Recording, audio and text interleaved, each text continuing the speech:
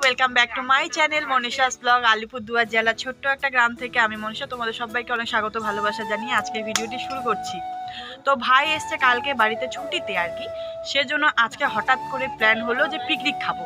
তো এখানে দেখো ভাগ্নির বান্ধবী এসছে, এই যে একজন পূজা আর এই যে একজন করবি।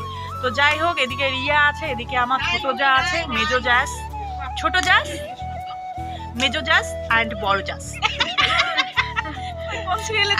অ্যান্ড মাই কি বলে এটাকে, হ্যাঁ দেবার।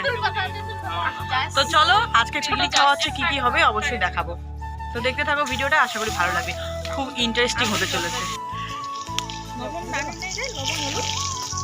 তো এইদিকে দেখতে পাচ্ছ এখন আমাদের রাঁধুনি, এটা স্পেশালি আমরা কাশ্মীর থেকে অর্ডার করে এনেছি এই রাঁধুনিকে।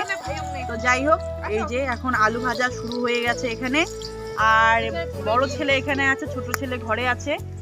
তো এদিকে দেখো পেঁয়াজ রসুন আদা ছুলাছুলি কাটাকাটি করা হচ্ছে। কি কি রান্না হবে আজকে ভাই? মাংস হবে, জোরে বলো, আমি শুনতে পাই না। মাংস হবে আর স্মোকি চিকেন হবে। মাংস হবে আর স্মোকি চিকেন হবে। তো যাই হোক, এর 2 বছর আগে আমাদের হলো ফ্রাই চিকেন খাওয়াইছিল ভাই। তো এদিকে দেখো আগুনের ধার। তো যাই হোক, অনেকদিন পরে আগুনের তাপে রান্না করে খাবো আজকে পিকনিক। তো তার জন্য দেখো ভাই রান্নার প্রস্তুতি করা শুরু করে দিয়েছে। এদিকে তেল দিয়ে দিয়েছি, তার মধ্যে দিয়ে দিয়েছে গোটা জিরা আর দিয়েছে গোটা শুকনো লঙ্কা। তো এটা ফোড়ন দেওয়ার পরে আর এখন আমি আবার তেল দেবো, কারণ 1.5 কিলো মাংস নিয়ে এসেছি, আমরা 5 জন মিলে খাবো 1.5 কিলো মাংস। তো দেখি খেতে পারি কিনা। তবে কষা মাংস কিন্তু সবাই খাবো, অবশ্যই খাবো, সেটা কম বেশি সবাই জানো যে কষা মাংসটার ব্যাপারটাই কিন্তু অন্যরকম থাকে। তো তেলটা প্রচণ্ড পরিমাণে গরম করে নিয়েছে, এবার দিয়ে দিল এতে হলো পেঁয়াজ রসুন লঙ্কা যা যাবতীয় আছে আর কি। প্রথমে একটু ভেজে নেবে হালকা ব্রাউন করে, তারপরে হলো চিকেনগুলো দিয়ে দিবে।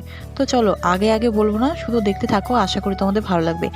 এত 25শে ডিসেম্বর, 1 জানুয়ারি এত কিছু চলে গেল, তাতে আমরা কোনোদিনই পিকনিক খেলাম না। হঠাৎ করে ভাই আসার পরে ভাই এত মানে শুধু ভাইয়ের খরচায় আমরা বন্ধুরা মানে কেউ কিন্তু কোনো পয়সা টয়সা দেইনি। ভাই নিয়ে এসে চিকেন আর ভাইয়ের দ্বারাই রান্না করিয়ে নিলাম। তো চলো এখন রান্নাটা করুক ভাই। আর এদিকে দেখো ভাই যে একদম স্মোকি চিকেন বানিয়ে খাওয়াবে, সেটার জন্য আর কি এই যে। আর এদিকে দেখো ভাই কিভাবে চামচ তুলে চামচে একদম ওরা কি বলবো, বিশ্বাস করো এখন যে আমি বলছি না, আমার